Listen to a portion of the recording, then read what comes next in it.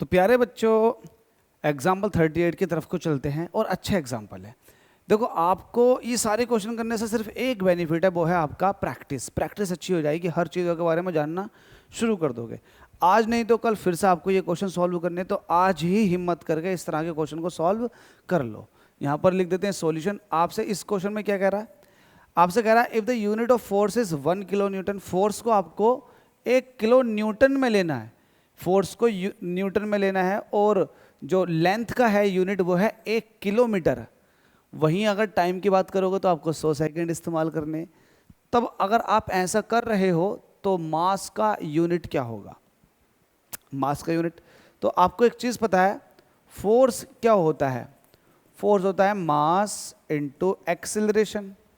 अगर वहीं से मास निकालोगे तो ये हो जाएगा फोर्स अपॉन एक्सेलरेशन।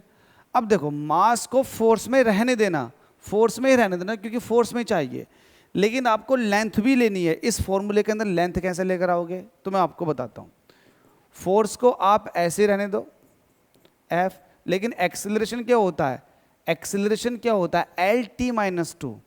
ये होता है LT-2 को आप ऐसे लिख सकते हो।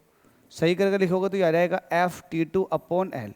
तो देखो, आपने मास को फोर्स के टर्म में लिख दिया, मास को टाइम के टर्म में लिख दिया, और मास को आपने लेंथ के टर्म में लिख दिया, जो कि आपको क्वेश्चन के अंदर मेंशन था। तो आपने इन सब के टर्म में लिख दिया, तो क्यों ना आप इसका इस्तेमाल करके अब आप मास का यूनिट निकालो। तो मास का चाहिए आपको, फोर्स कितना दे रखा आपको? 1000 न्यूटन। वहीं अगर टाइम की बात करेंगे तो टाइम दे रखा 100, लेकिन स्क्वायर है तो आप इस तरह से दिखाएंगे। वहीं अगर लेंथ की बात करोगे तो दे रखा 1 किलोमीटर। 1 किलोमीटर के अंदर 1000 मीटर होते हैं, तो 3 0 से 3 0 खल्लास, ख़त्म। और आपके पास यहाँ पर, अच्छा ये देखो आप, ये न्यूटन था, चलो कोई दिक्कत नहीं, इसको ऐसे रहने दो। ये 100 है, 100 की पावर 2 का मतलब होता है 10 की पावर 4। अब चूंकि ये मास है तो मास का क्या निकल कर आएगा? किलोग्राम। तो ये आ चुका है मास का यूनिट। तो मास कितना आ जाएगा? 10 की पावर 4 किलोग्राम में। उम्मीद करता हूँ समझ में आ गया होगा, डाउट नहीं आना चाहिए, इजी भी है, अंडरस्टैंडेबल भी है।